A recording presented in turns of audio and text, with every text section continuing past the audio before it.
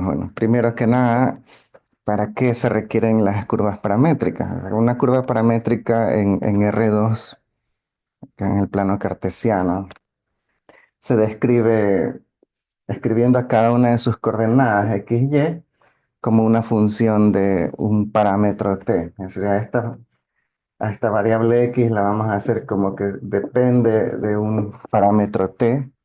Y la variable y depende de un parámetro t, y a estos juntos se les conoce como una curva paramétrica. Es necesario, sí, especificar por lo general un intervalo para el parámetro, así que uno dice t va a pertenecer y ahí ponen algún intervalo para dibujar esa curva de ese modo. Entonces normalmente uno no lo encuentra así, bueno, a veces uno encuentra x que depende de t y y que depende de t. Estas son notaciones siempre para la curva paramétrica.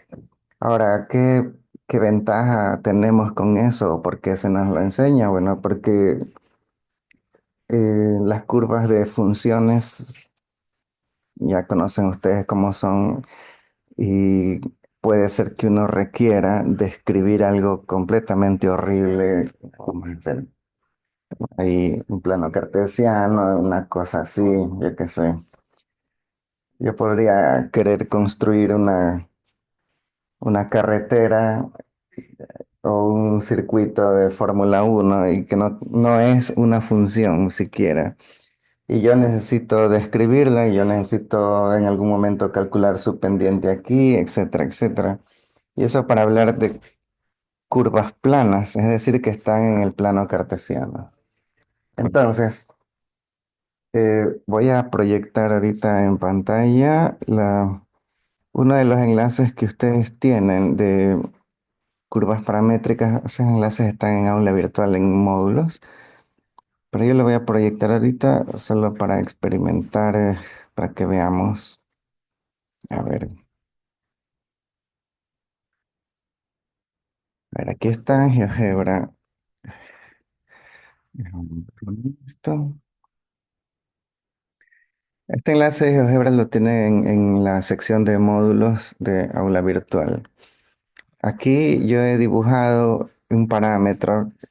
Le he dicho al parámetro que quiero que vaya de 0 a pi. Esto se puede cambiar de 0 a 5. Por ejemplo, dibujo la curva de 0 a 5.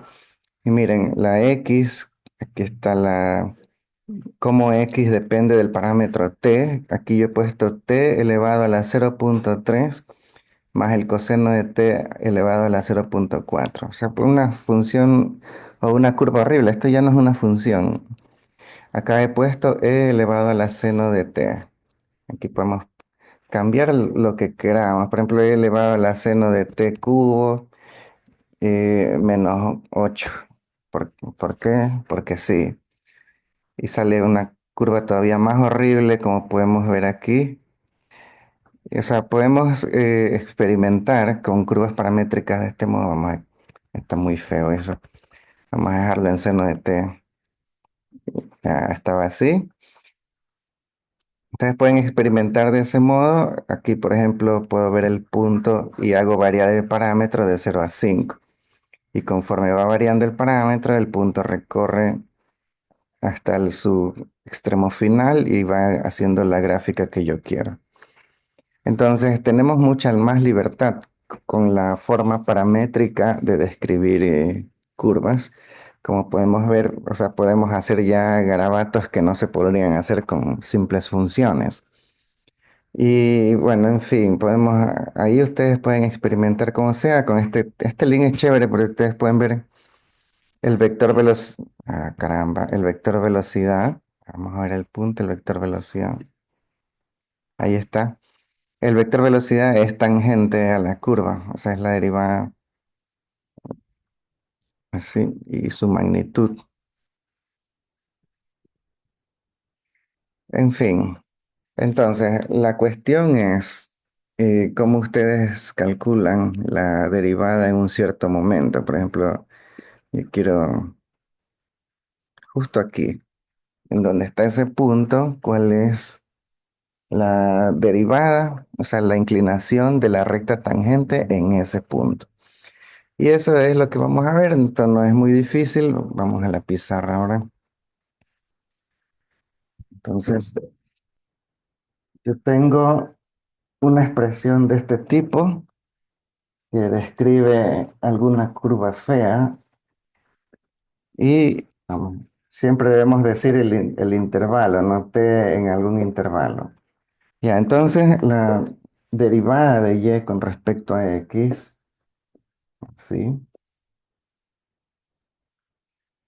Tiene la forma, ¿no? La derivada de y con respecto a t, así, dividido, esta es la división principal, la derivada de la x con respecto a t. ¿Ya? Y eso es todo, no es muy difícil. Entonces, por ejemplo, claro, la fórmula no es difícil. Ya cuando nos toque derivar, quién sabe lo que nos toca, ¿no? Por ejemplo, voy ahorita a hacer la derivada de esa curva fea que hicimos en el gráfico, que era así.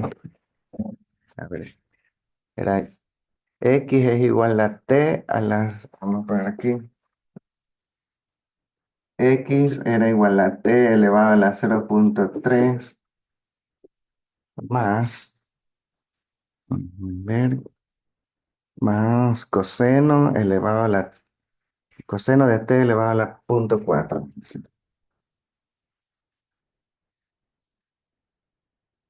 Sí, y y es igual a e elevado al seno de t.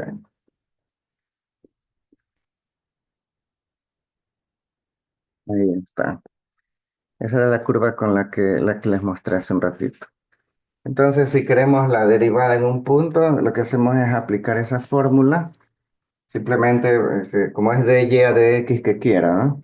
Entonces, dy a dt y sobre dx a dt. Entonces, yo tengo que derivar esto de aquí. Voy a hacer eso ahora. Vamos a hacerlo acá. O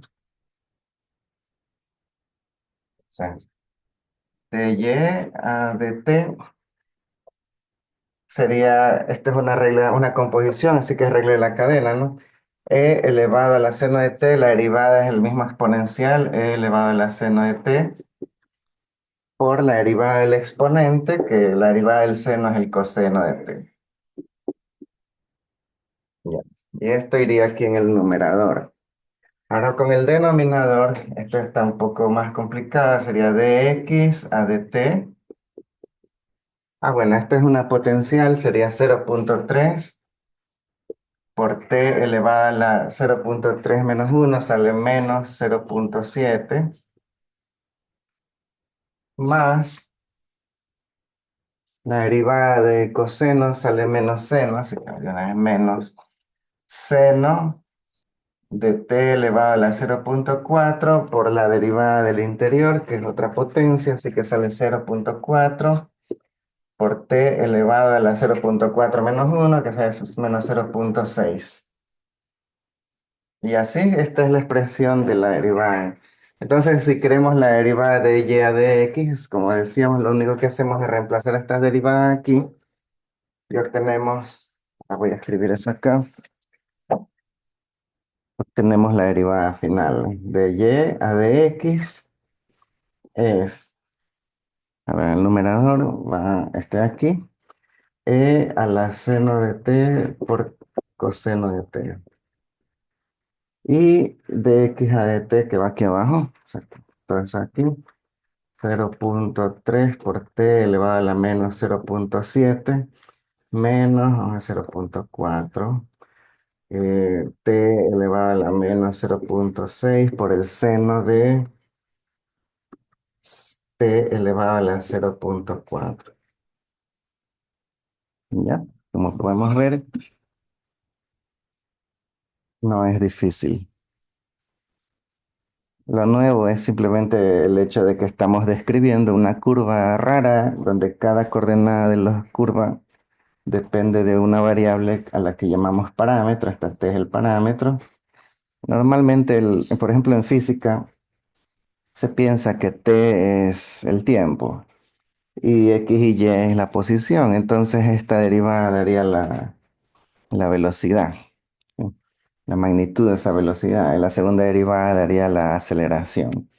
Pero eso es por hablar de física. En otros en contextos, la derivada significa otras cosas, ¿no? Por ejemplo, en economía, si los precios cómo varían con el tiempo, la derivada es la inflación.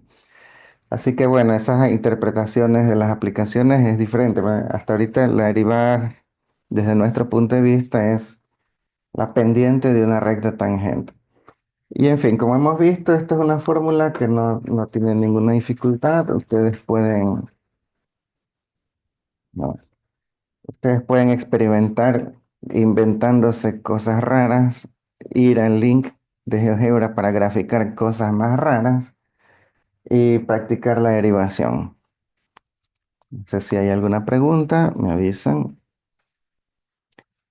Eh, lo que tal vez es un poquito difícil es la segunda derivada, pero ahora eso que sí la pueden pedir. Y por eso vamos a ver ahorita mismo.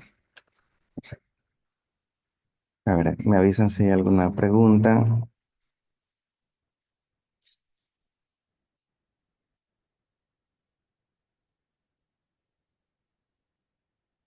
Ok, entonces, ojo, vamos a hacer énfasis en esta fórmula,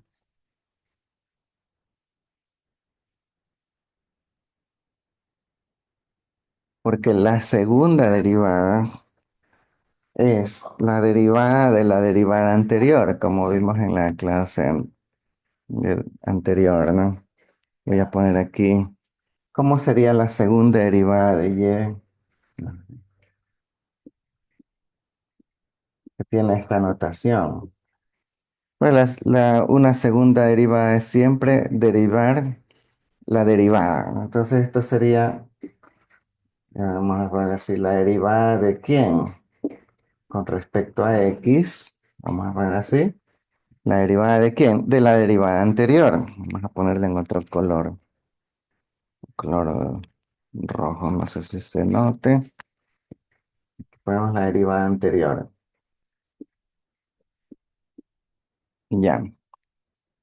Entonces, en realidad usamos esta misma fórmula. Sí, miren, la derivada anterior esta es la derivada anterior, tan solo aparece en el numerador. ¿Sí ven? Entonces, la segunda derivada con respecto a x es la derivada de la derivada anterior con respecto a x. Pero esta cosa en rojo que la puse a propósito así, está en el numerador. Entonces, si yo está aquí en el numerador, esa la derivada de una manzanita. Sí, manzanita. Esa manzanita aparece acá. Y solamente aparece acá. O sea, aquí en el denominador no hacemos nada. Si queremos derivar otras cosas, está aquí. Si queremos derivarla otra vez, aparece aquí. Entonces, esta segunda derivada, miren, vamos a poner la fórmula completa, será igual. En el denominador es lo mismo de x a dt, ahí no cambia nada. Y acá es la derivada de la derivada anterior con respecto a t. ¿Sí ven? O sea, aquí sí va, eh,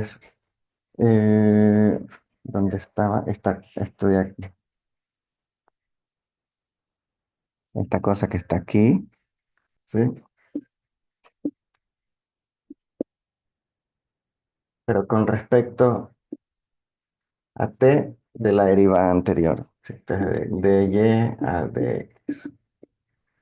¿Sí ven? Entonces ahí se hace un poco un lío esto, ¿no? Porque ustedes deben, o sea, no marearse.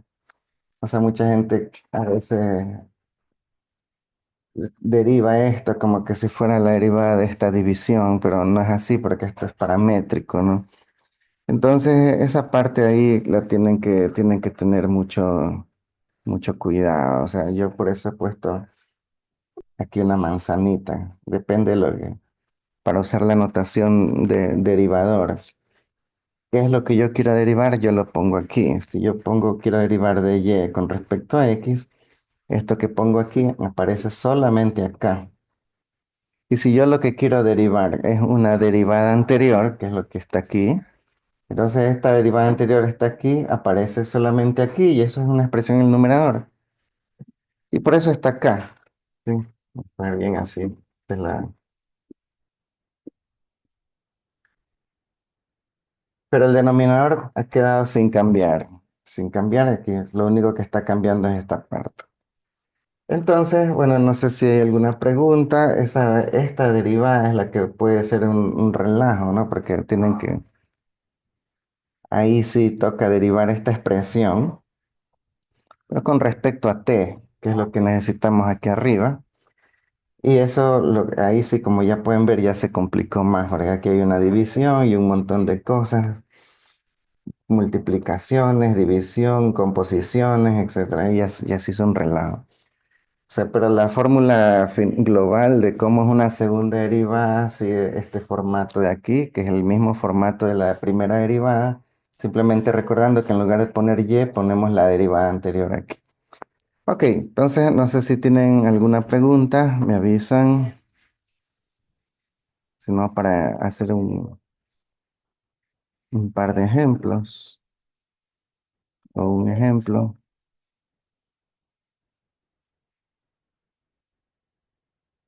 Ok, entonces, a ver, veamos, yo hasta el ejemplo que puse aquí es más complicado que la mayoría de los temas de examen. Entonces vamos de nuevo a poner alguna otra curva paramétrica y ustedes también practiquen derivar.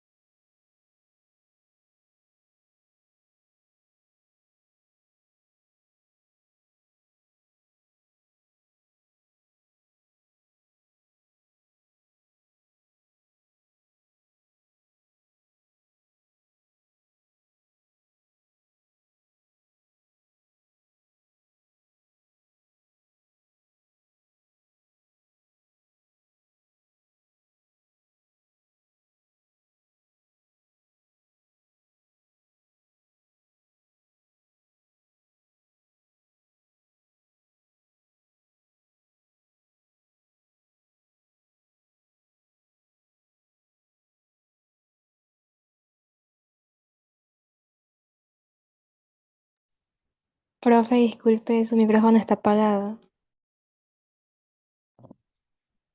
Perdón, sí, tienen razón.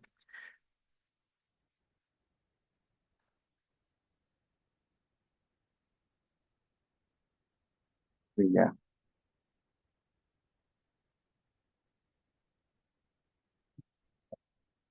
Bueno, espero que no haya sido mucho tiempo así. A ver, entonces decía yo, vamos a poner una nueva función. Aquí está, no está muy difícil. Y vamos a calcular las dos derivadas, las dos primeras. Lo primero, para la primera derivada de y a de x sería la derivada de y respecto a t, siguiendo la fórmula. Y la derivada de x con respecto a t, también siguiendo la fórmula. Y reemplazamos eso para la primera derivada, simplemente es esa división, ¿no? De y a dx es de y, aquí sería 2 logaritmo de 2 por 2 elevado a la 2t, y abajo es menos a la menos t. ¿Ya? Y aquí está la primera derivada. En la segunda derivada, ahí viene la complicación por la fórmula que hemos visto. Aquí está. Ya que tenemos que derivar la derivada anterior, pero esta es con respecto a t. Así que la derivada anterior con respecto a t aparece solo en el numerador y en el denominador eso sí se sigue igualito, ¿no? Entonces, ¿qué es lo que tenemos que hacer? Aquí está nuestra derivada anterior, que ya es un poco más complicada que la función original. Sí, entonces, nuestra derivada anterior con respecto a t ahora es una división. Vamos a ver cómo era la derivada de una división. Vamos a poner aquí, así. Derivada con respecto a t de la dy a dx. Es una división, denominador va al cuadrado, que sería a la menos 2t. ¿Sí? En- Arriba esta constante, la podemos dejar así, 2 logaritmo natural de 2. Y ahora sí, era la derivada de la primera por la segunda más menos la primera por la derivada de la segunda. Vamos a abrir paréntesis, ahí sale todo un relajo. A ver, la derivada de la primera, eh, esta aquí, ¿no? Y esta es la segunda. A ver, entonces, derivada de la primera sería 2 elevado a la 2t por el logaritmo natural de 2 por la derivada del exponente, vamos a poner 2 por la segunda, que sería el menos a la menos t, son menos la primera por la derivada de la segunda, ahí sale en cambio más, ¿no? A la menos t por la derivada del exponente, que es menos, y con esto sale más. Así que queda así.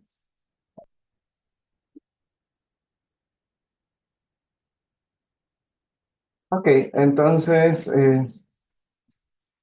esto recién es el numerador de la segunda derivada. Y por lo tanto, vamos a poner aquí abajito la segunda derivada.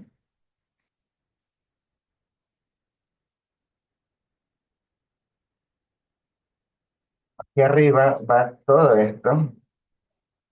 Vamos a ver, creo que sí se puede esto pasarlo al numerador con e a la 2t, ¿no?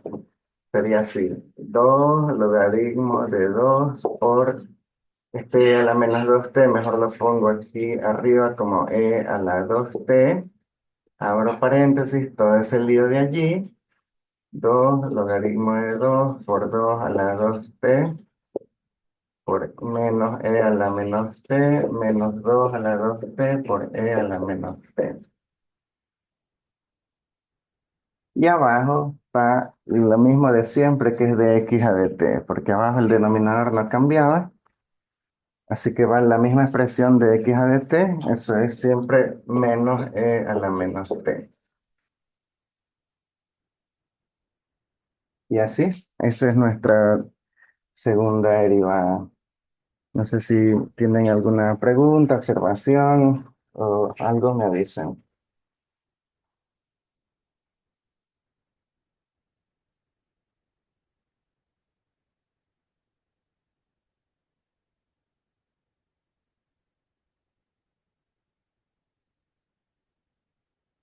Ok, entonces, listo. No sé si vamos a ver que hay algo en el chat.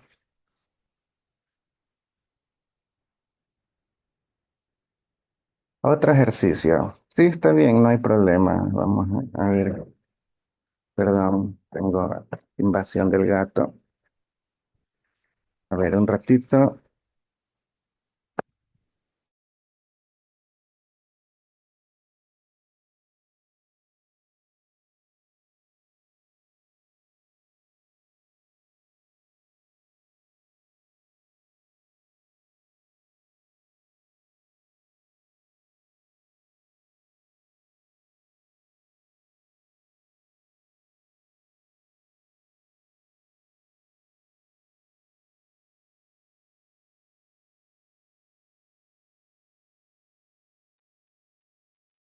Voy a dejar las fórmulas de las derivadas aquí.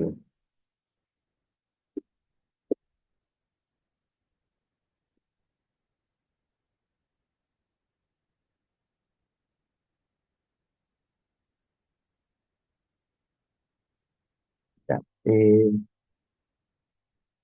a ver, veamos otro ejercicio para hacer las dos derivadas.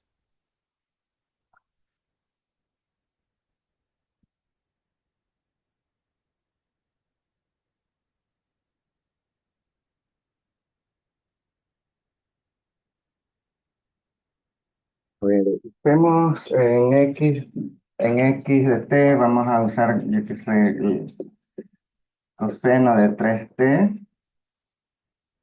Y en Y vamos a ver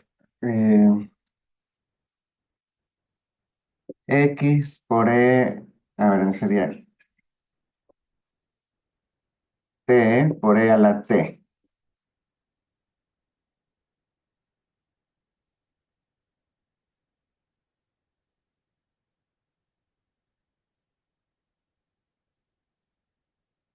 ¿Ok?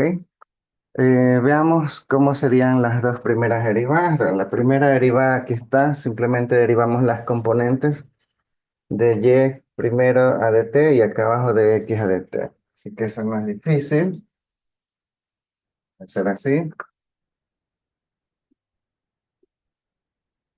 La derivada de Y es un producto, así que la derivada de la primera por la segunda más la primera por la derivada de la segunda. Y la derivada de X en cambio es un coseno. De aquí.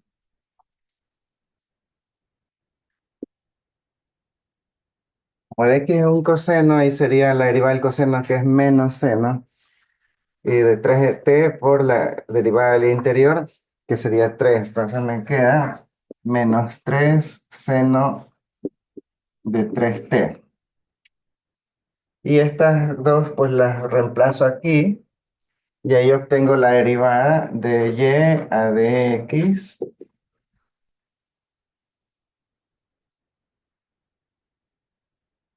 Esto va en el denominador, menos 3 seno de 3t. Y aquí arriba va esto, ¿no? E a la t más t por e a la t.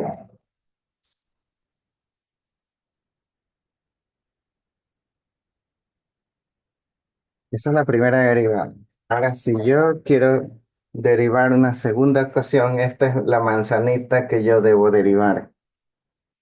Y esa manzanita va aquí. O sea, la derivada es esto. Derivada de la derivada. Si yo quiero derivar una derivada, como dice aquí la fórmula, yo debo derivar con respecto a t todo esto que está aquí. Y abajo, obviamente, pero estoy derivando con respecto a x deriva respecto a t. Entonces, sí, esa es la fórmula. Entonces, yo lo que voy a hacer es derivar todo esto con respecto a t, porque esta derivada, como pueden ver, también es paramétrica, porque la derivada depende de t, no depende de x. Así que derivo esta derivada con respecto a t y eso va recién en el numerador. Y en el denominador, pues estoy derivando siempre con respecto a x, entonces va la derivada de x respecto a t. Pero esa derivada de x respecto a t es la misma, o sea, esto ya no va a cambiar, esto sigue siendo, aquí está la derivada de x respecto a t. No dice la derivada del denominador, dice la derivada de x respecto a t, por si acaso. Y esa es la parte, bueno, vamos a hacer eso, voy a derivar ahorita esto de aquí.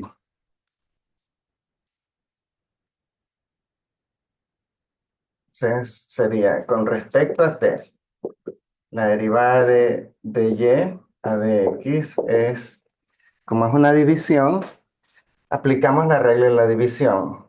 ¿Sí? O sea, el denominador al cuadrado sale 9 por seno cuadrado de 3t. Y arriba va, derivada de la primera, que voy a ponerla así, e a la t más un producto.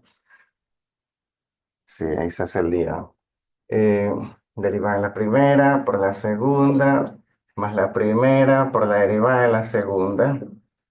Esta es la derivada del numerador por el denominador, que sería menos 3 seno de 3t, menos la primera, que es todo este paréntesis, por la derivada de la segunda.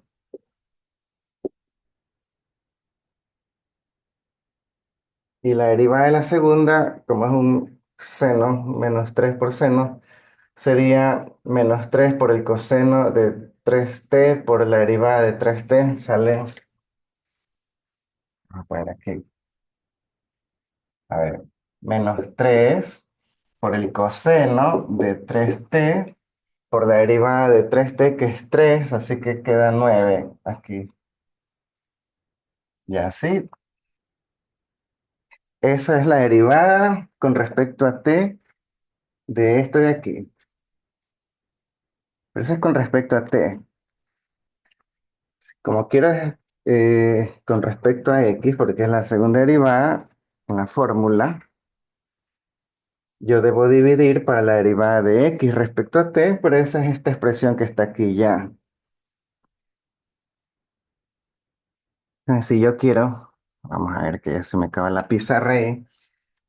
Si yo quiero la segunda derivada respecto a x, lo que debo hacer es tomar todo este lío y dividirlo, hacer así, para dx a dt. Y esto es una expresión que ya la teníamos. Es 3 menos 3 seno de 3t. Y esto en total es lo que me da de y, la segunda derivada de y con respecto a x.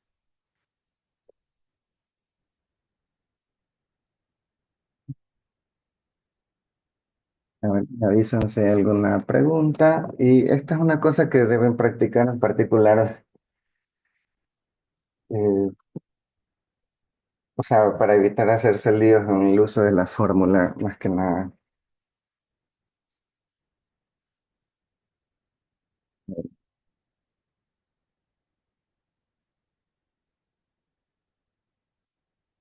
Entonces yo por eso para mí lo importante es esta de aquí, que es la primera derivada.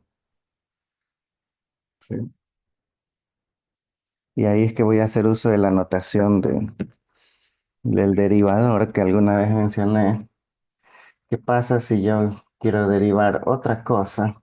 Esa otra cosa aparece aquí. Si quiero derivar otra cosa con respecto a x, esa otra cosa, que es la y, estaba aquí. Entonces esa otra cosa tengo que ponerla aquí. Pero esta x sigue siendo derivada con respecto a t y esa sí, esta parte no ha cambiado, ¿no? Por eso es que yo ponía aquí la manzanita. Si yo quiero la derivada de una manzanita, esa manzanita aparece aquí. Y solo aparece aquí. Esta parte de aquí sigue siendo de x a dt. Entonces la manzanita puede ser la derivada anterior. Para hacer la segunda derivada, esto es la derivada de la derivada. O sea, aquí vendría de y a dx. Entonces si yo quiero esa segunda derivada, ahí obtengo la fórmula de acá. Si esta es mi manzanita, pero esa manzanita está solo aquí. Y la x la derivo con respecto a t sin ningún problema. Entonces, esta es la parte fundamental, es entender eso de G, ¿no? Que yo estoy derivando algo, es algo, así yo creo la derivada de este algo con respecto a X, siempre en el contexto paramétrico, o sea, donde tanto X como Y dependen de una tercera variable que se llama parámetro. Entonces, en ese contexto, yo obtengo primero esta derivada con respecto a T en el numerador y la derivada de X con respecto a T en el denominador. Si yo quiero derivar otra cosa va aquí en el numerador. Ya en el denominador siempre va la x con respecto a t. Entonces ese es el asunto. Y usando esta fórmula, tenemos la fórmula de acá. Cuando yo derivo, la derivada anterior. Sí. Entonces, como para sintetizar, aquí está un ejemplo. Tengo X y Y dependiendo de T. La primera derivada, esa no hay problema. Derivo Y derivo X siempre con respecto a T. Y divido, aquí está de Y a de T y de abajo de X a de T. Esta es la primera derivada. Pero para la segunda derivada, como vimos en la fórmula, tengo que derivar la primera derivada con respecto a T. Eso está aquí, todo este lío. Y ese lío está aquí solo en el numerador, porque el denominador en el contexto paramétrico va siempre de X a de T. Y ese es el mismo que estaba aquí, así que lo volvemos a poner aquí. Si quisiera la tercera derivada, volvemos a poner aquí, ponemos la segunda derivada aquí. Y miren que tenemos que derivar la segunda derivada con respecto a t. Así tendríamos la tercera derivada, que es la derivada de la segunda derivada. Si yo pongo aquí la segunda derivada, derivo la segunda derivada respecto a t en el numerador y abajo siempre, aquí no está cambiando nada. Y sería un lío gigantesco, obviamente, porque ahora tengo que derivar todo este lío, que esa es la segunda derivada de esta división, pero toda esa derivada va en el numerador. Y abajo siempre de X a dt. Esa parte en el denominador no cambia nunca.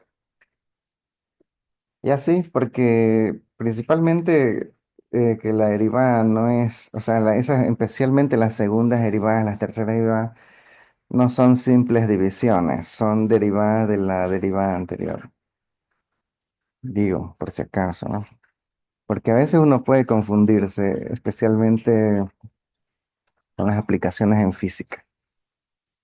Y por cómo vimos que es la derivada, que es una razón, una división de un delta y sobre un delta x, me parece una simple división. Y creo que con la primera derivada estamos más que justificados a imaginarlo así, ¿no? Miren esto. Parece como que si el dt con el dt se cancela y me queda de la manzanita sobre el de x como está acá. Entonces la notación un poco confunde y yo digo que con la primera derivada es aceptable, porque la primera derivada habíamos visto que es una división, pero la segunda derivada no, porque no es ya la división, es la derivada de una derivada. Entonces ahí es donde viene el lío. Entonces ahí es donde yo recurro a tratar de verlo algebraicamente, ¿no? Si es que yo derivo otra cosa, esa otra cosa aparece solo aquí. Y en fin, entonces yo sí les recomiendo que practiquen para que hagan sus preguntas y asimilen un poco este asunto. Pero de ahí sí no veo ninguna otra complicación. O sea, aparte de lo interesante, eso sí, como vimos, es que estas derivadas paramétricas, en el contexto paramétrico, me permiten hacerlo con curvas que ni siquiera son funciones. Ok, entonces vamos con la segunda parte de hoy, que son las derivaciones polares. La derivada polar en cierto modo es paramétrica, pero vamos a recordar ahorita este asunto.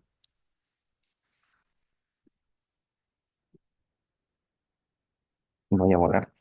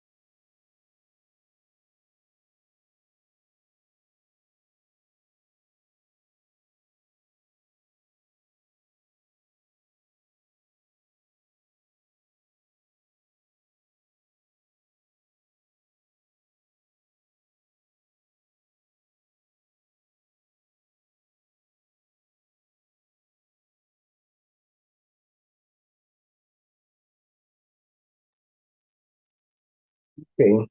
Las curvas polares. Aquí nos va a servir las investigaciones que ustedes hicieron. El plano polar, como ya saben, tiene el origen que lo vamos a llamar el polo y el eje X que se lo llama el eje polar o eje 0 grados.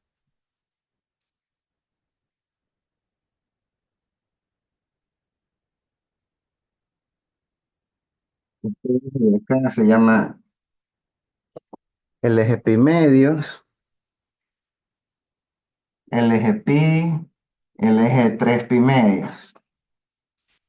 Y como ya sabemos, la variable se mide en ángulo, en forma angular, con respecto al eje polar. Es decir, esta es una de las variables, el ángulo, y la otra es la distancia con signo del origen al punto que queremos, la coordenada, digamos, este es un R. Y bueno, hay muchas razones por las cuales queremos expresar las curvas en esta moda, pero tenemos también justamente en los enlaces, ¿dónde está? O sea, también tenemos un enlace para curvas polares. A ver, déjenme ver si se los muestro, que sí lo tengo a la mano. Un ratito.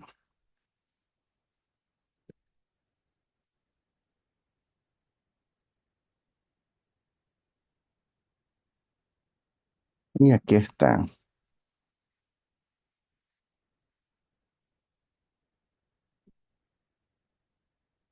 Miren. Bueno, ahí hay un plano polar. eh, y ustedes pueden en este caso escribir una función. Aquí está R como función de ángulo. O sea, recuerden que así como en el plano cartesiano, tenemos el plano cartesiano con las dos variables X y Y, pero para escribir funciones tradicionalmente nosotros ponemos como Y es una función de X, así. Así también en el plano polar tenemos esta configuración radial con las dos variables que son ángulo y radio. Pero para escribir funciones polares, tradicionalmente escribimos como que R es una función del ángulo.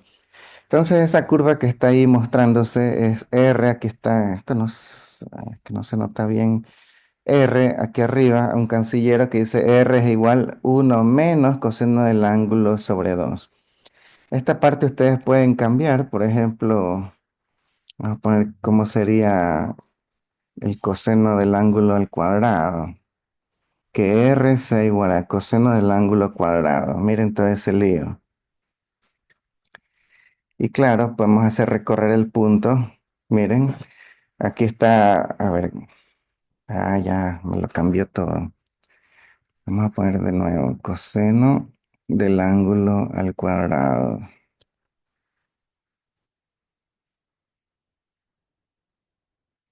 A 0 grados, eso creo que son 30 grados, 60 grados, 90 grados y así. Conforme el ángulo progresa, el radio va cambiando porque el radio es función de ángulo. Y así, bueno, esto es radio igual coseno de ángulo cuadrado. Así que va generando todos esos loops, esos lazos y así. Ahí ustedes pueden hacer maravillas, o sea, de nuevo experimentar, vamos a cambiar, vamos a poner otra cosa. Radio igual raíz de ángulo. Ah,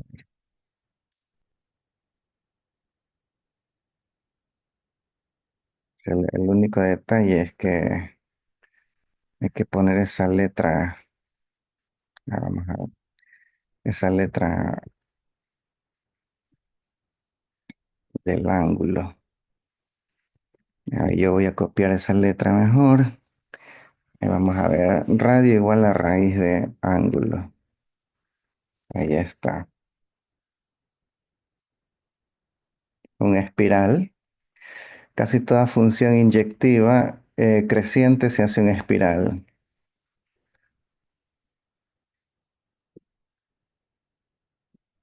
Bueno, en fin. Se usa mucho en astronomía, en el estudio de antenas, de la directividad de las antenas. Por eso la gente que estudia telecomunicaciones o navegación, por ejemplo en naval, usan muchísimo las coordenadas polares, ¿no? Los radares trabajan con coordenadas polares. Entonces, bueno, entonces uno podría pensar, bueno, y si yo quiero un cierto punto, quiero la tangente de, o sea, la pendiente de una recta tangente en un punto, pues ahorita vamos a ver las fórmulas para estudiar la pendiente en coordenadas polares. Entonces tenemos la configuración del plano polar y lo que vamos a hacer, pues, es lo siguiente. Sería recordar, a ver, primero las fórmulas, que son parametrizaciones. Vamos a poner aquí hay espacio. Entonces, recuerden que ustedes tienen que X y Y en el plano polar tenían unas ecuaciones, ¿no? X es R por el coseno del ángulo y Y es R por el seno del ángulo. Sin embargo, recuerden que es muy importante aquí recordar que R es una función del ángulo.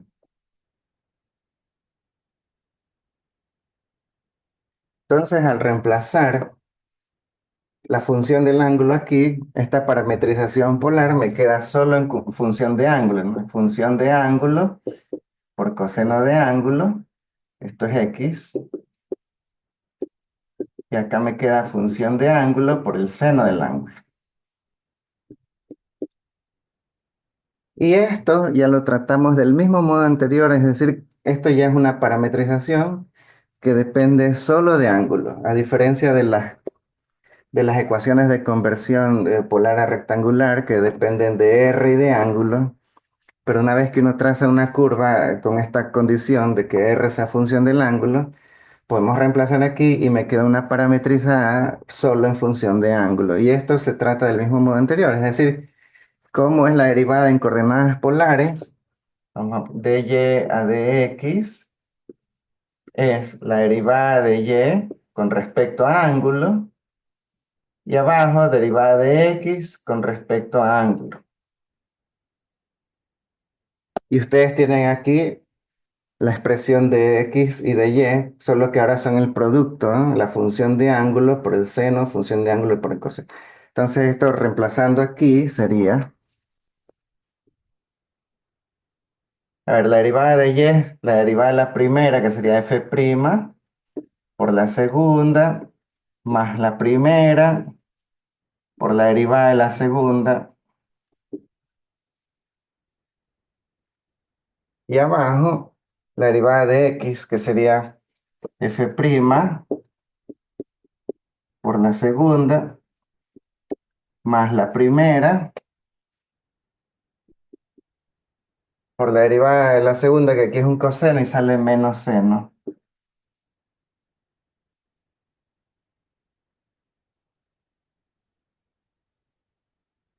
Obviamente esto yo recomiendo que lo memoricen y se vayan al formulario, ¿no? Pero recuerden que si ustedes no lo logran memorizar, esto sigue siendo la fórmula paramétrica, solo que para estas fórmulas, que es la parametrización usada para curvas polares. Sí, entonces no sé si tienen alguna pregunta. Vamos a ver si hacemos un ejercicio también aquí. Sigue siendo un tipo de parametrización. A ver, entonces, por ejemplo, en la espiral, sí, justo esa espiral que está ahí, la función es R es igual a la raíz cuadrada del ángulo. Entonces voy a poner eso aquí en la pizarra.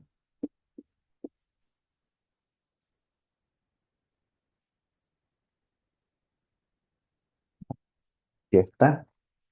Esa es la gráfica que les mostraba. Entonces, ¿qué es lo que hay que hacer? Como esta es la función de ángulo, eso va aquí. Entonces, para calcular, sí, R es función de ángulo, R es raíz cuadrada de ángulo. Esta es la función. Entonces, hay que ir con mucha paciencia porque este es un montón de reemplazos que hay que hacer, ¿no? Pero vamos a ver, entonces de Y a de ángulo, eso es, aquí está, F', que sería la derivada de esta raíz. ¿Cómo es la derivada de la raíz? Es ángulo a la un medio, ¿no? Sería un medio por el ángulo a la menos un medio por el seno del ángulo más la función original, que es raíz de ángulo, por el coseno del ángulo. Esto lo dividimos para dx a de ángulo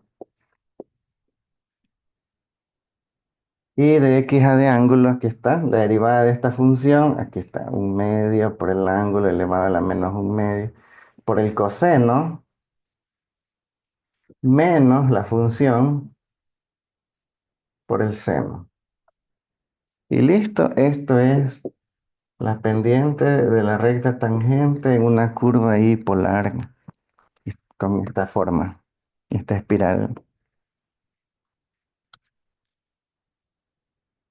Me avisan si hay preguntas. Como podemos ver, no es muy complicado. La parametrización polar es un tipo de paramétrica, así que aprendiéndose la filosofía de la derivada paramétrica, en realidad deberíamos sobrevivir a una derivada polar. Recordando siempre que así como en X y Y, Y es función de X, ¿eh? No es que los X y las Y andan por ahí sueltas. X y Y son conectadas a través de la función. Así también en el plano polar, no, no es que radio y ángulo andan por ahí vagando, no, radio y ángulo están conectadas a través de una función. Y eso es lo que describe la curva. Entonces, conociendo esto, esto es lo que a nosotros nos permite hacer el reemplazo aquí y convertir las ecuaciones de conversión en unas ecuaciones paramétricas. Sabiendo derivar las curvas paramétricas, pues yo obtengo la derivada de la y que va aquí arriba, la derivada de la x que va en el denominador, y así obtengo esta fórmula. Entonces, si no se memorizan esta fórmula, pues, yo recomiendo que sí lo hagan para el examen. Si no se memorizan esta fórmula, pues ustedes la pueden deducir recordando esto. Pero ya una vez que es la aplicación, es de nuevo, ¿no? La paramétrica, hay que tener mucha paciencia y calma para no hacerse el lío, ¿no? Aquí, ¿no? La derivada de y es un producto, entonces derivada de la primera por la segunda más la primera por la derivada de la segunda. Eso que está aquí. Y la derivada de x que va aquí abajo, pero la x también es un producto. Entonces la derivada de la primera por la segunda más la primera por la derivada de la segunda. Y eso es lo que está acá. Entonces, manteniendo siempre las calmas, aquí está la derivada de la función, como es, o sea, esta función yo la puse así, ¿no? Así que esa derivada es un medio por el ángulo de la menos un medio, por seno, más la función y por el coseno. Y en el denominador, la derivada otra vez por el coseno menos la función por el seno. Me avisan si hay alguna pregunta.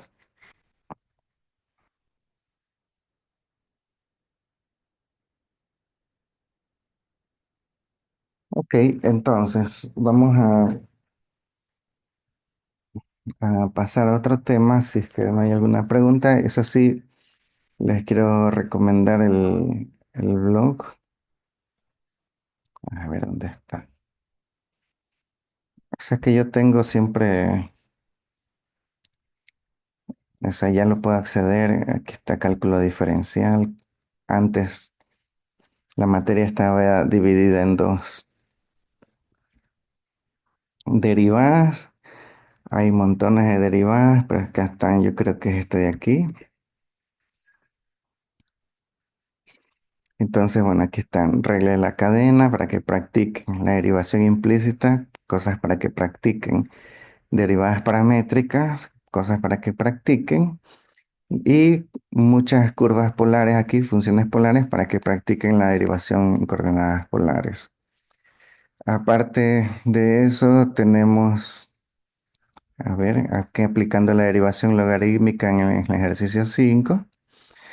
Acá hay derivadas de orden superior, bueno, esas son las segundas derivadas, las terceras, las cuartas. Y temas de verdadero y falso, por si acaso quieran evaluarse la comprensión de la teoría que está detrás de cada una de estas derivadas. Entonces, yo, bueno, pero esto no, yo nunca mando deberes y ya tienen ustedes sus propios deberes, pero aquí tal vez la ventaja de estos ejercicios es que están clasificados, ¿no? Para si quieren practicar una técnica específica, solo arreglen la cadena, aquí está. Y también tienen, pues, ¿dónde está? O sea, les recomiendo eso. En las otras derivadas, me parece, no sé si aquí está más derivada. Bueno, pero estas son más básicas, ¿no? Esta es la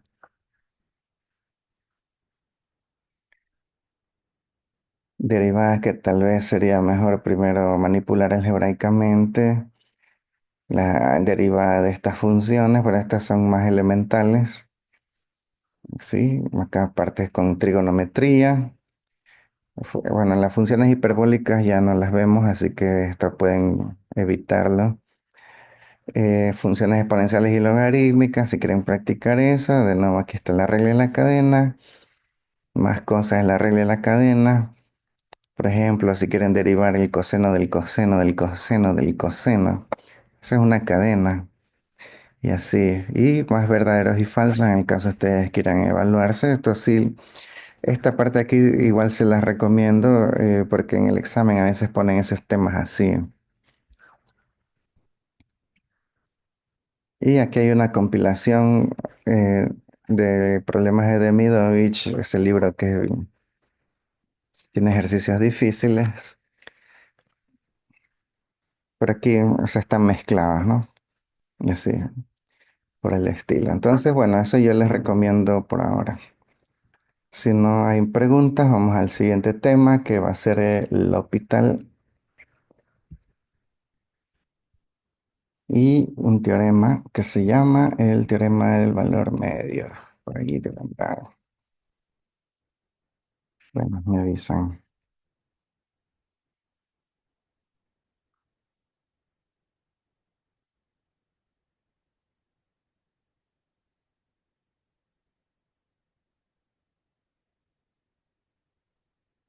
Bueno,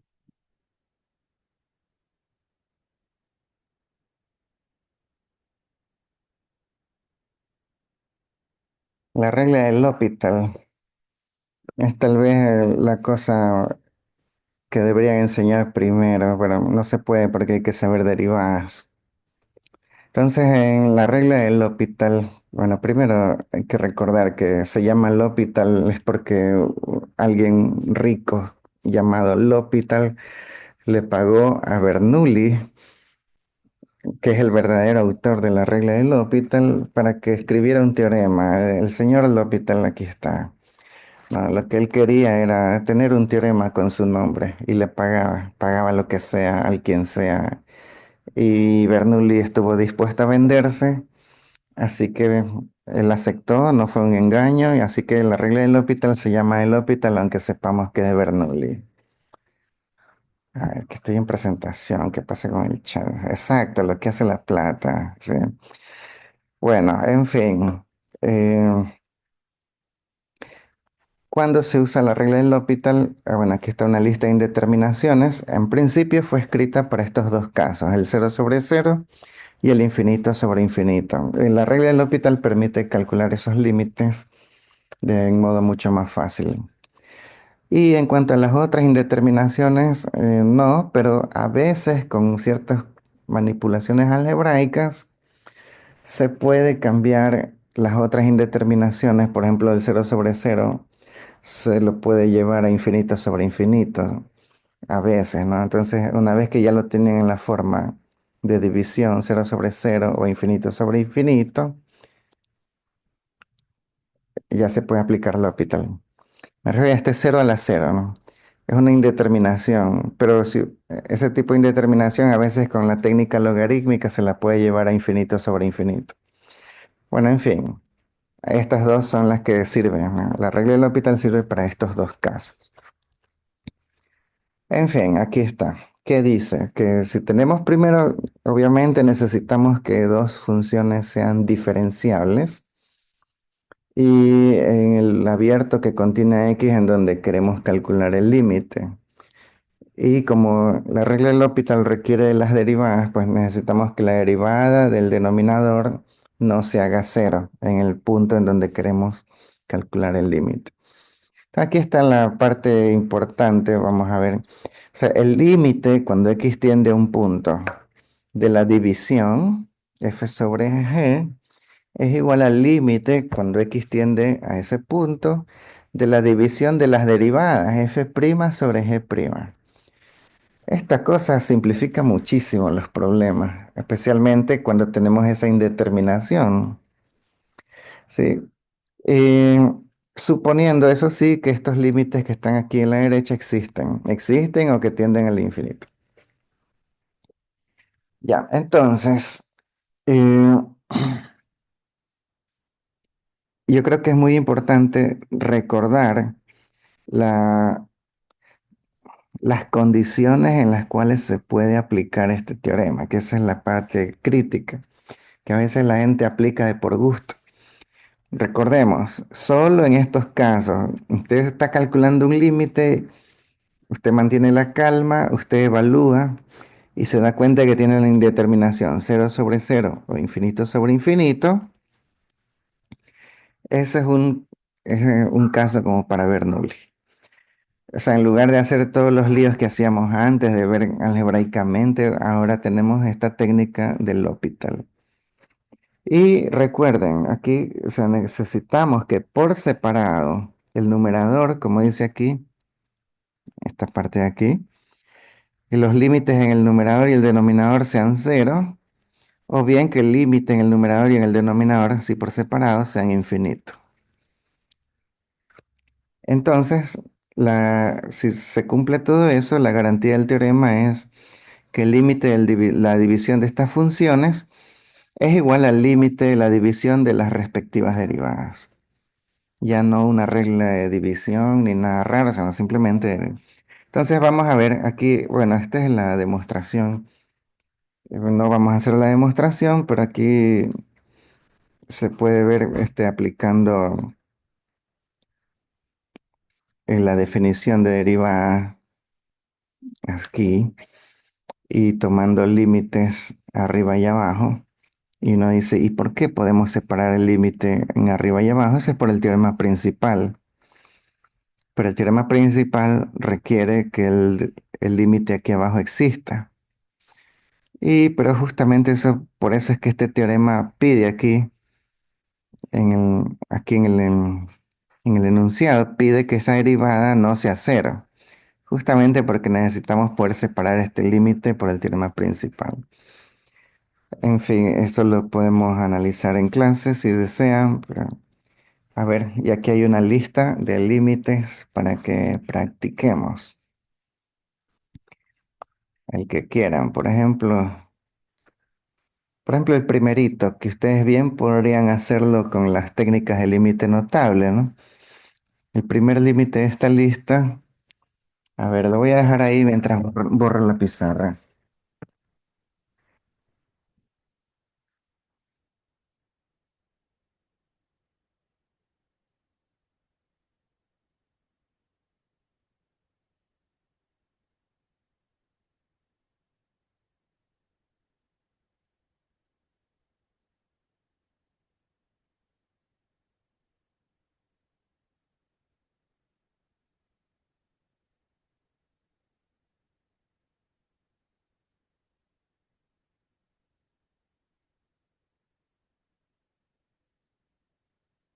A ver, entonces, ya copié el primer límite, vamos a la pizarra.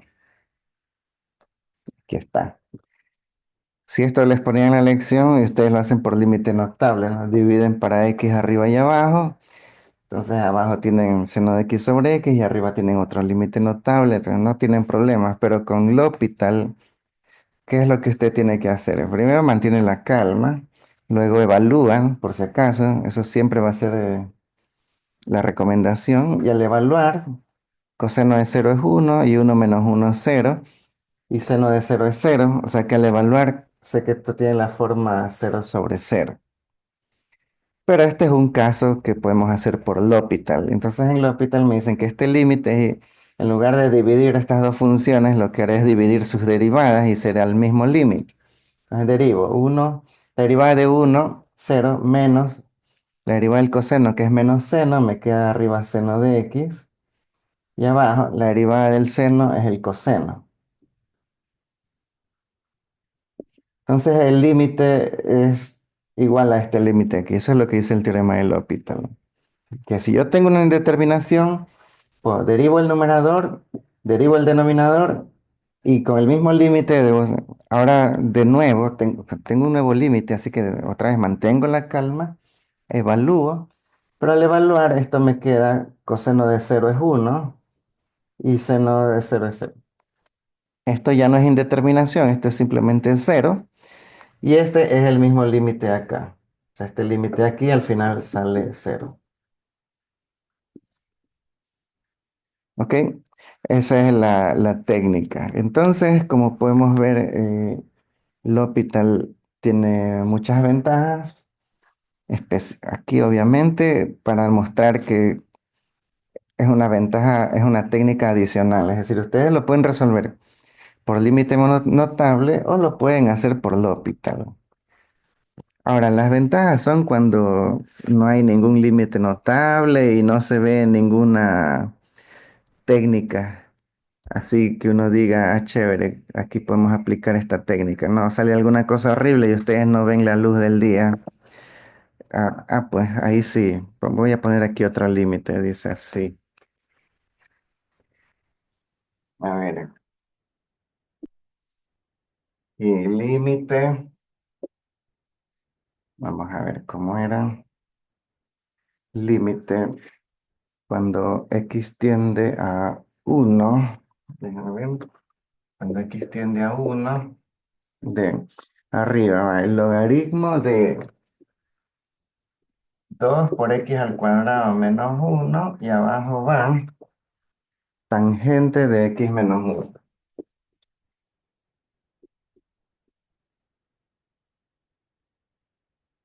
¿Ok? Este es el que está también en la lista. Entonces, ¿qué hacemos? Uno, mantenemos la calma. Segundo, evaluamos por si acaso sea una trampa, ¿no? Una vil trampa. ¿Sí? 1 al cuadrado, uno por 2 2 menos uno 1 y logaritmo de uno es cero. Y acá uno menos uno 0 y la tangente de 0 es cero. Así que esto tiene la indeterminación 0/0. En lugar de rompernos la cabeza ahí de 2 horas tratando de manipular algebraicamente eso, lo que vamos a hacer es aplicar L'Hopital, les derivamos arriba y abajo. La derivada del logaritmo, pero esta es una composición, así que regla de la cadena. Sería uno sobre 2x cuadrado menos uno por la derivada del interior que sale 4x.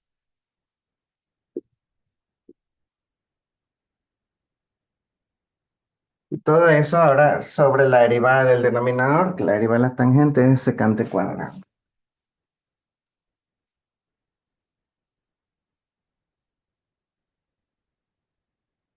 Entonces este límite se convierte en este otro límite.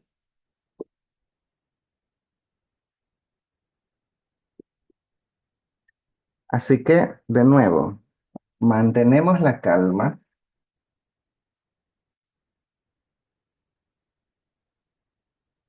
evaluamos por si acaso. A ver, 2 por aquí, este es un 2 1 por 2 2 menos uno 1 pero ya no es cero aquí porque no es el logaritmo de uno. Acá 4 por uno 4. Así que aquí arriba me queda 4 sobre uno 4. Y abajo, uno menos uno 0. Y secante, ¿cuál es la secante de cero? A ver, alguien ahí los quiero ver. Secante de cero.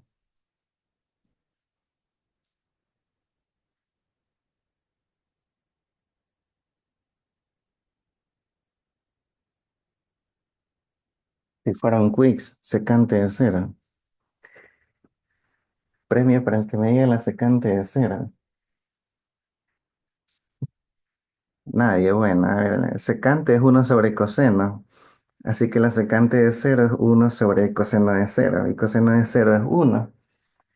Entonces, secante cuadrado es uno sobre coseno cuadrado. O sea, si ustedes no recuerden, ¿no? Secante es uno sobre coseno. Ah, la secante de uno menos uno cero va a secante de cero es el coseno de cero, pero el coseno de cero es uno, así que sale uno al cuadrado es uno. Y esto me queda 4 sobre uno, 4. Ese es el límite. Entonces el límite original es 4.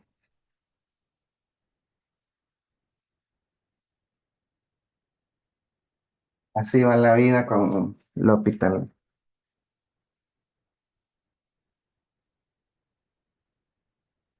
¿Qué les parece? Entonces, claro, yo entiendo la tentación del estudiante cuando ven esos límites feos y todos quieren hacerlo por L'Hopital. Pero ojo, porque todo puede ser una trampa. Entonces, vamos de nuevo a la lista de ejercicios para que vean las trampas.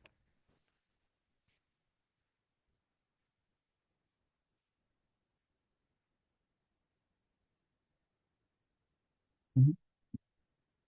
Ahí está en la lista de ejercicios. O sea, recuerden siempre los pasos que hay que seguir. O sea, mantengan siempre la calma. Recuerden que el hospital es solo para indeterminaciones, cero sobre cero o infinito sobre infinito. ¿Ya? Si ustedes recuerdan eso, no va a haber problema. Porque, por ejemplo, miren el último ejercicio de aquí de esta lista. En lugar de ir a hacer el hospital como loco, lo que tienen que hacer es mantener la calma, evaluar.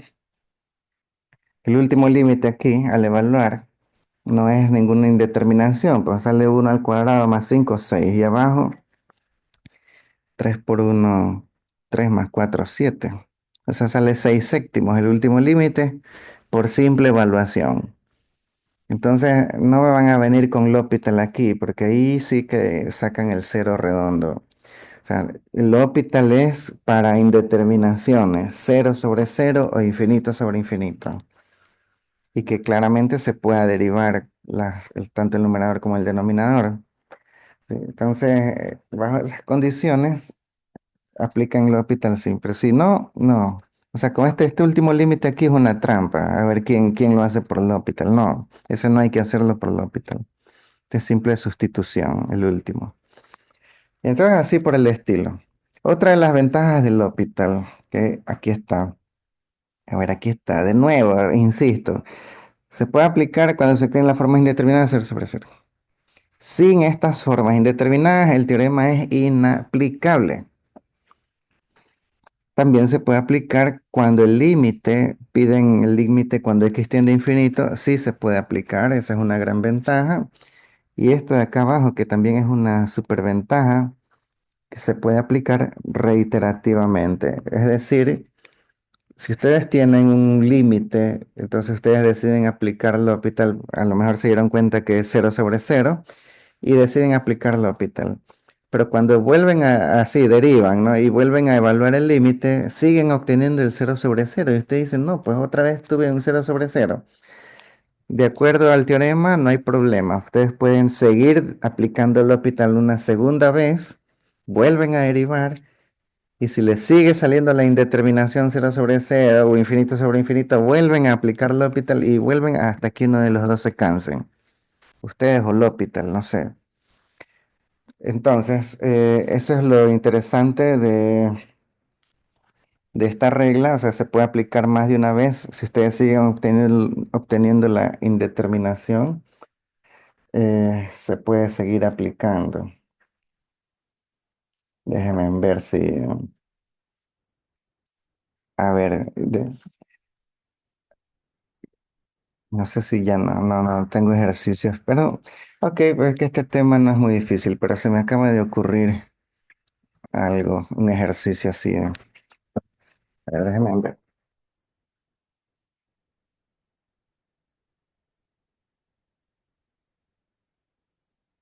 A ver, límite cuando x tiende a cero.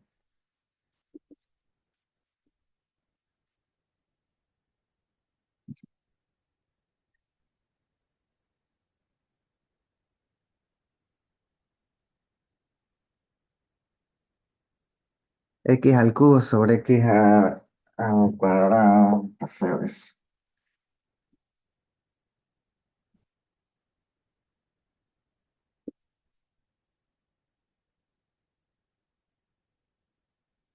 Voy a poner acá mejor 5x cuadrado y 4x al cubo. Ahora sí. Ya.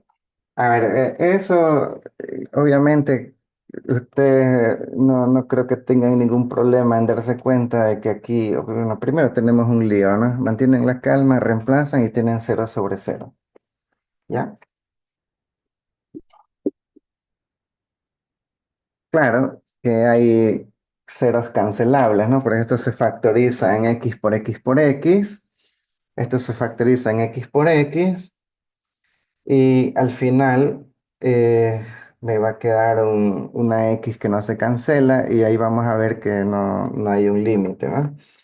Entonces, pero ojo, si ustedes al inicio ustedes sí tienen una indeterminación y claro, se puede aplicar L'Hopital.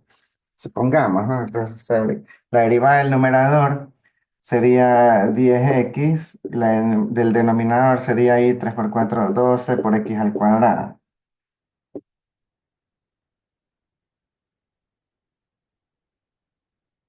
Y de nuevo, el límite, mantienen la calma, evalúan y siguen con el cero sobre cero. Entonces pueden volver a aplicar L'Hopital. La derivada del numerador, la derivada del denominador,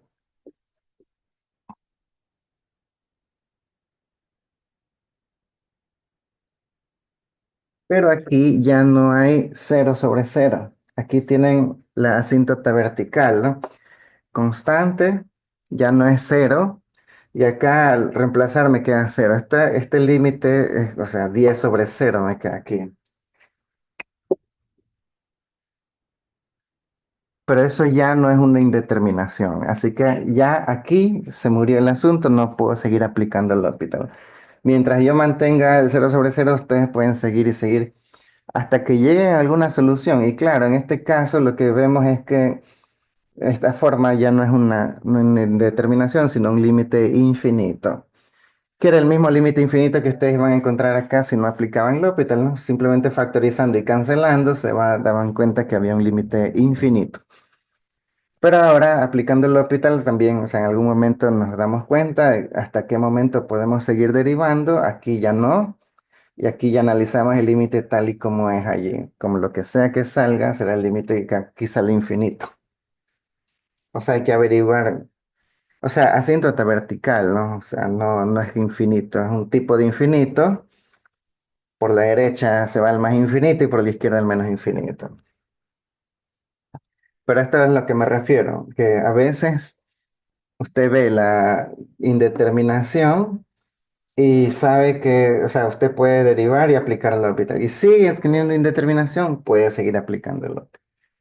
Hasta que ya no tenga indeterminación, aquí ya no se dan a la tentación. Aquí ya se quedó así, hay que resolverlo ahí. Ya no podemos seguir derivando ni aplicar más L'Hopital.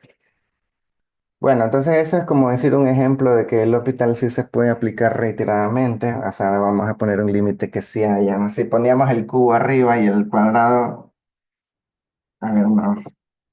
Vamos a poner, sí, el cubo y cubo.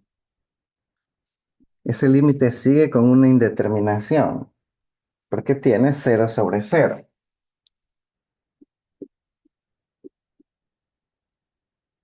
Con el método clásico, lo que ustedes hacen es cancelar el cero, ¿no? Se cancela en este caso x cubo y me queda límite, 5 cuartos me queda el límite. Ok.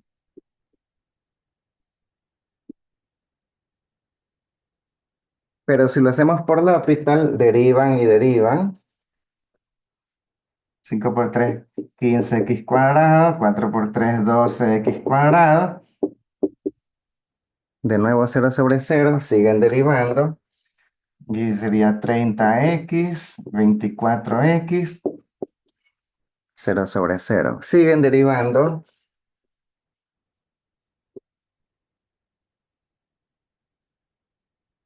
Y al final, ya aquí ya no hay indeterminación. Esta es una constante sobre constante. Y esto es simplemente 30 sobre 24.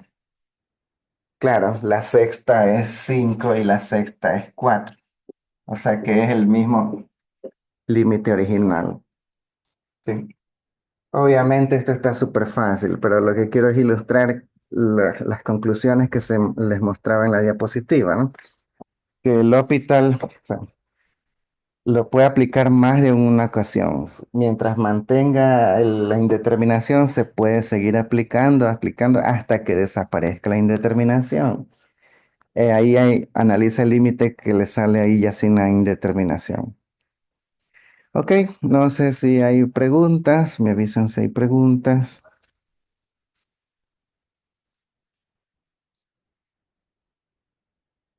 Entonces yo creo que esa parte de la, de la derivación, sí, de la regla del hospital es algo que ustedes deben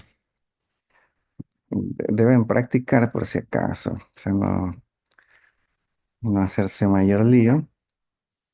No es difícil, pero sí deben practicar, o sea, no caer en trampas conceptuales o alguna cosa así. Bueno, y finalmente, para ya eh, casi concluir, vamos a hablar del último tema, que es el teorema del valor medio. Alguna vez hablamos del valor medio de las funciones continuas. Pues ahora existe un valor medio, un teorema del valor medio para fu- derivadas, versión para derivadas. Así que voy a borrar un ratito. Voy a dejar proyectada una imagen mientras borro esta. Esta parte es chévere, pero voy a explicarla y ya. Un rato.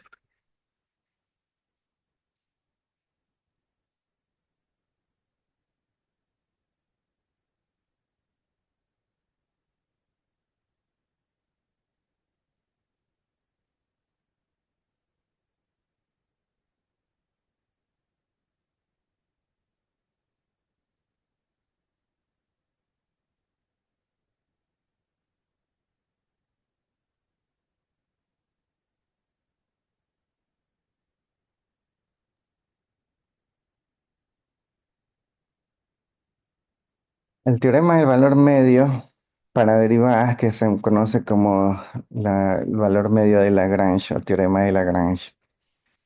Como podemos ver, allí dice, ¿no? Si la función es continua en un intervalo cerrado y es derivable en su interior, entonces existe al menos un número ahí en medio en donde la derivada es igual a esa expresión, pero esa expresión que está allí es la secante entre los puntos extremos A y B. Entonces, voy a poner primero para volver a la pizarra.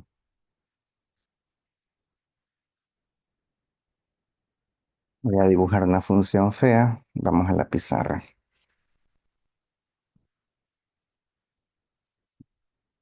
Voy a dibujar una función fea. Ahí está, como sea. Lo importante es que sea continua y que sea derivable en el interior. Vamos a analizarla en el intervalo B. Por acá puede ser discontinua o podría ser no derivable, eso ya no importa. Pero en este intervalo debe ser continua y derivable para hablar del teorema del valor medio. Entonces, ¿qué es lo que dice? Que si yo calculo, bajo la condición de que sea continua y derivable, si yo calculo la secante entre los puntos extremos, este punto acá que es f de b y este punto de acá que es f de a,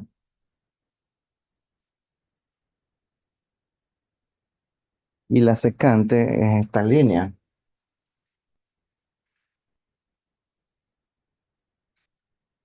Ahí está. Entonces lo que dice el teorema es que existe por lo menos un valor, pueden haber más de uno, en donde la tangente es igual que la secante. O sea, la pendiente de una tangente es al igual que la pendiente de esta secante.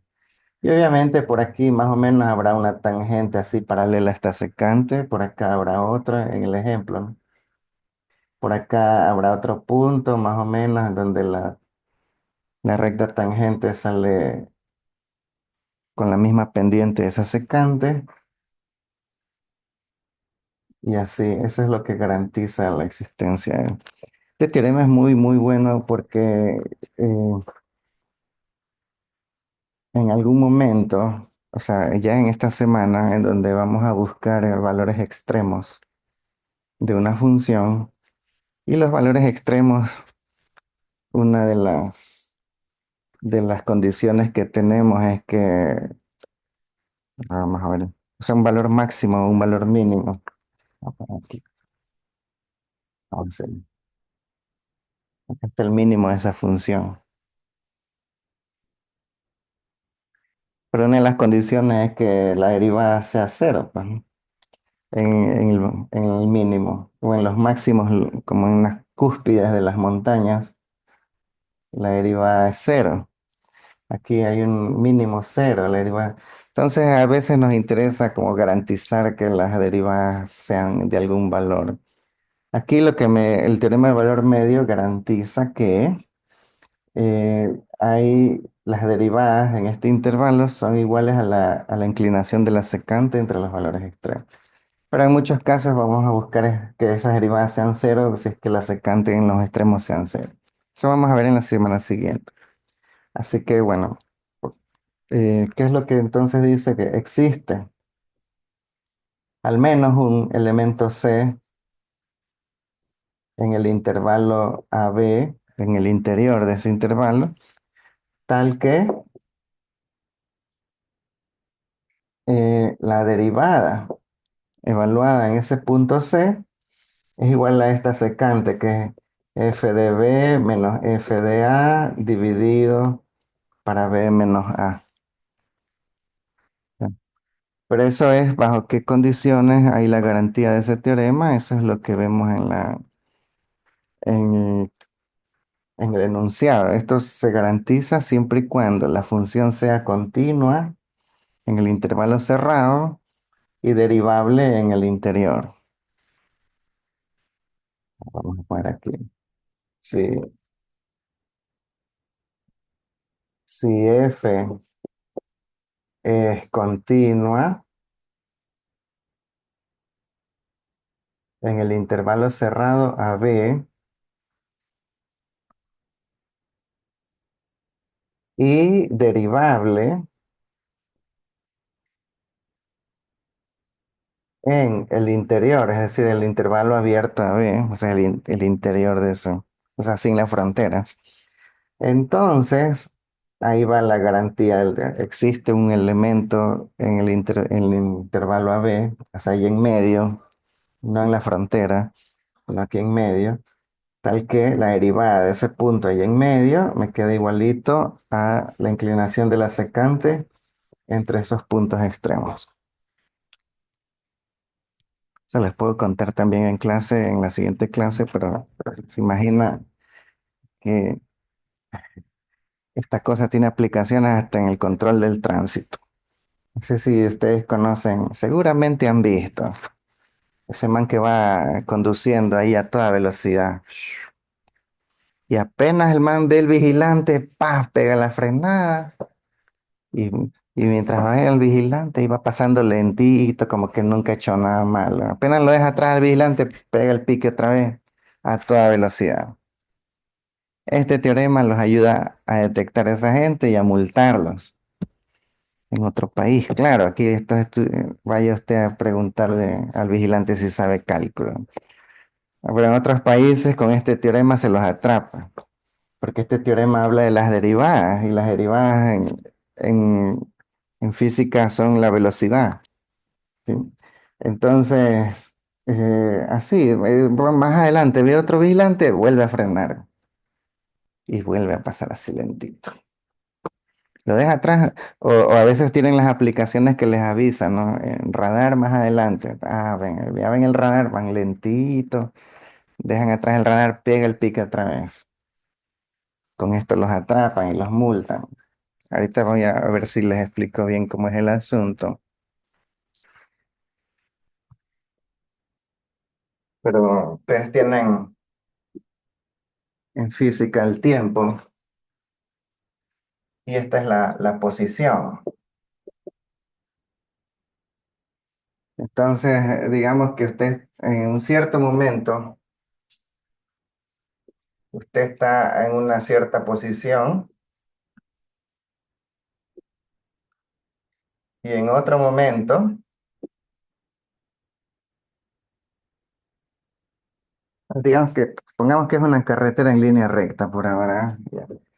Pero en otro momento usted alcanza otra posición.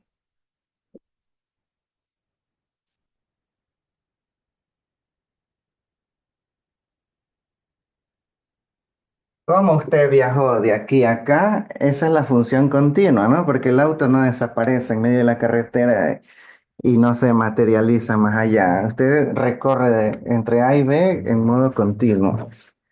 Y esto puede ser una función fea, ¿no? Yo qué sé. La pendiente, pues esta es una posición. Digamos que usted mantiene la pendiente bajita cuando ve al vigilante, luego acelera y pega el pique, hace lo que sea, pero ve otro vigilante, ¿sí? Cuando ve otro vigilante, ahí va como lentito, con la derivada casi cero. Y apenas lo deja atrás al vigilante, pega el pique otra vez. Entonces, usted dice, sí, pero el vigilante me vio con una pendiente casi cero, o sea, una velocidad bajita. Y este otro vigilante acá me vio con la pendiente casi cero, con una velocidad bajita. Pero eso no importa, porque si la función es continua y el transporte es continuo, porque como les digo, el carro no se desmaterializa y se vuelve a materializar, no, sigue en modo continuo. Entonces, se garantiza que entre estos dos puntos, ahí usted dice, hay esa inclinación y por lo tanto se garantiza que en algún momento ha alcanzado esa velocidad. Aunque el vigilante lo vea yendo con una pendiente bajita, en algún momento tuvo que acelerar y alcanzar la inclinación de esa secante. Entonces, cómo hacen los agentes de tránsito para atrapar con el teorema del valor medio? Bueno, primero necesitan dos vigilantes y los ubican a una, digamos, a una distancia, digamos, de 100 kilómetros. Y si la máxima velocidad es 100 kilómetros, entonces se sabe que entre esos dos puntos a 100 kilómetros usted debe haber pasado una hora. Si la máxima velocidad es 100 kilómetros por hora, pasa de un punto al otro en una hora máximo. Se demora, o sea, en una hora como mínimo. Si se tiene que demorar más, si va más lento. Pero si va más rápido del límite de velocidad, se demora menos. Entonces, ahí ustedes dicen hasta aquí, a 100 kilómetros. Y luego ellos ven aquí si esa distancia es, si usted se demoró una hora o si se demoró 80 minutos. Se demoró 80 minutos, eso es más de una hora. Así que ellos dicen, ah, bueno, de esa forma no, pero ellos van a ver si usted se demoró menos. Si usted se demoró, digamos, 40 minutos, entonces ahí es que ellos dicen, no, pues a ver, si la máxima velocidad es 100 por hora, tiene que haberse tomado una hora. Entonces, si ellos ven que usted está pasando, ellos se mantienen comunicados. Eso sí hacen en Europa. Por ejemplo, el primer vigilante lo detecta en un cierto momento, el segundo vigilante lo detecta, se transmiten esa información. Oye, solo se demoró 40 minutos. Por el teorema del valor medio, entonces la pendiente, ahí sale, ¿no? La inclinación de la secante es 100 kilómetros En menos de una hora, esa es una velocidad más grande. Hagan el cálculo si desean. ¿Sí?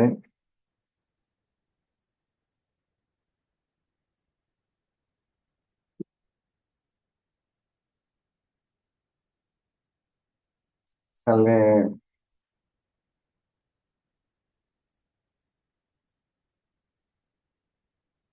sale 150 por hora. Supera la velocidad límite. Entonces ellos dicen, por más que yo te vea ahí lento, porque vas lentito, porque vio el vigilante, esta inclinación así es 150, tiene que ser que ahí en medio aceleraste para poder hacértelo en 40 minutos. Y ahí no hay nada que, ningún argumento que te salve, porque eso es un teorema. El carro no se va a desmaterializar, así que eso lo tuviste que hacer en modo continuo. Y ahí tu único argumento, suponiendo que todos saben cálculo ahí, es apostar a que alguna cosa no es derivable, por eso va a estar súper fregado. No sé si, bueno, esa es la parte chévere del cálculo. Bueno, va a estar difícil que lo hagan aquí. O sea, ya les digo, o sea, los de la ATM, pregúntenle si saben lo que es un límite o algo así, no, no van a saber. Pero en Europa sí, incluso tienen los, los radares no funcionan solo el radar funciona en conjunto con otros radares y a veces hacen la transmisión de información y con eso ahí atrapan al que viola la regla, ¿no? Al que supera el límite. En fin, esa es una de las aplicaciones, pero bueno, en esta semana que viene veremos más aplicaciones de este tema. No sé si tienen alguna pregunta, pero yo creo que por ahora es suficiente, así que si no hay más preguntas, pues Ingeniero, una consulta. bueno. En la parte que está escrita dice, y derivable en AB, ¿el intervalo es abierto o cerrado? Aquí es abierto, sí. O sea, el enunciado dice derivable en el interior, pero el interior del intervalo cerrado es el mismo intervalo abierto, o sea, sin la frontera, ese es el interior de este intervalo. Listo, muchas gracias. Ok, entonces, por si acaso, los temas de la lección son, no esto, ni nada de lo que vimos hoy, sino hasta lo que vimos la semana pasada, como siempre. Y listo. No sé si tienen alguna pregunta. Recuerden que tienen un quick